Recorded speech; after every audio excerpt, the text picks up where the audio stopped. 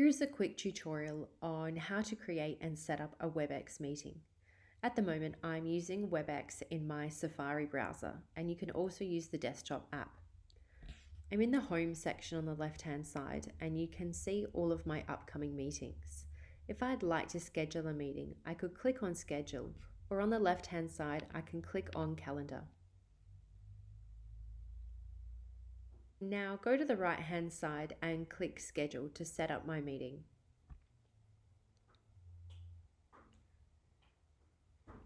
I can give my meeting a topic name.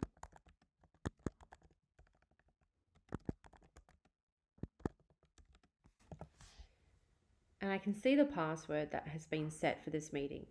If I click on this arrow, it will give me a different password. Then I can schedule the date and the time for the meeting. Now at the moment, this is saying Singapore time, so I might want to change this to start off with the location and time that you are in the world. So we're in Perth, so scroll down and try and find where Perth is and choose that. Now, hopefully when people are invited, it will go into the right time in their calendar once we've set the time correctly. Choose the date and the time that you'd like to schedule this meeting.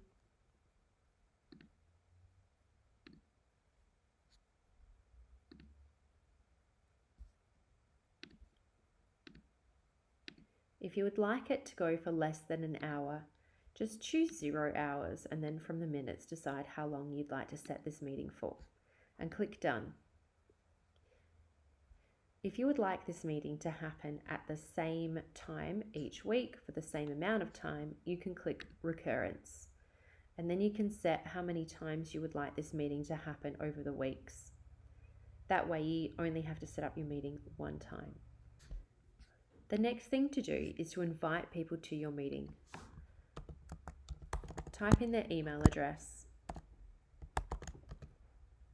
and put comma at the end. Keep adding all of your attendees. When you have done that, click on Show Advanced Options. Now this is a very good area for teachers to set privileges and permissions for people who are attending. We can go to Agenda, and if you'd like to add any meeting notes, you can type them in here. Another important area for teachers is your scheduling options. And this gives you some control over the participants who are going to be attending your meeting. So you can tick on the different things depending on what class you have and the different permissions you would like them to have. So if you want them to only have an account to join this meeting, that means that you'll be able to keep other people out who don't have a WebEx account. Another good area to look at is the amount of minutes that you give attendees to join a meeting before you actually start. What some teachers are finding is that if it's left too open, students are going into the private chat area and messing around a little bit. So you might want to change that to 0 minutes, giving them no time to be mucking around before you get there. You can also email people reminders before the meeting starts.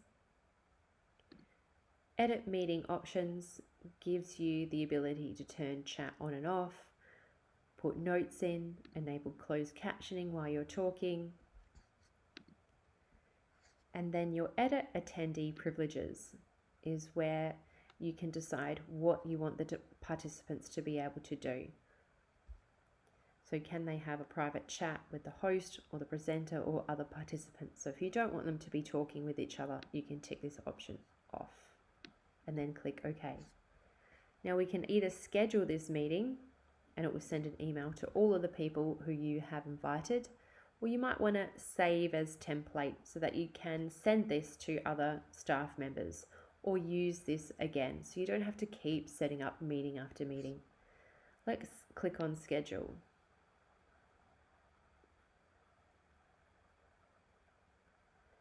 Now you can see that I've got all the details of the meeting that I've set up, the time and the date, and if it recurs or not. And then I've got a meeting link that I can send to people and also a password to be able to access this meeting. I can copy I can edit my meeting, I can cancel and trash my meeting, and I can also add this meeting to my calendar. My WebEx is already synced to my Outlook, so it will automatically add this meeting to my calendar. I can start my meeting at any time. I don't actually have to wait for that time if I didn't want to. So let's just click Start Meeting to show you what it looks like.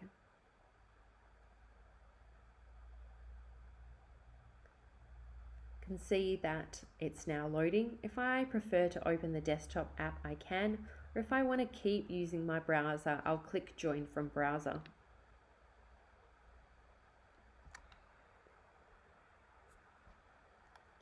You can see that it's telling me that my microphone and video are going to be off when I start my meeting.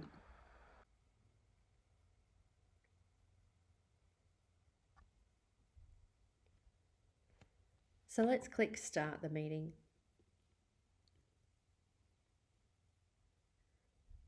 It may take a while to connect you into a meeting sometimes, so it can be a good idea to try and get to your meeting a few minutes before everybody else gets there.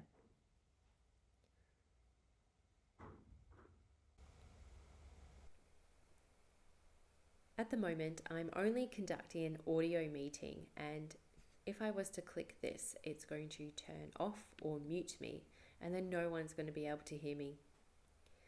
At the moment, I've got my video off. If I click this, it'll change this browser to be able to display my video. The next one is share. If I click on this, I can share some content to students. So I might want to share my screen, my browser. I might want to share a PowerPoint or a Keynote and explain the different things I'd like students to be completing when they're at home. The next one along is your participants. So be able to see a list of participants who are in the meeting. At the moment, there actually isn't anyone in this meeting but me. If I had people logged in, they'd come up here. And then I have the options to mute and unmute people if I don't like what they're doing in the chat. The next is my chat panel, where students can ask questions about different things that you're discussing. It's a good idea to set out policies about how to use the chat and let them know it's not a social media chat, but it is used for school. Your 3 dots or more gives you some different options that you can have a look through as well. So if you'd like to check your participant settings, you've got mute on entry so that you can't hear your students. And then if you'd like to leave or end the call, just click X.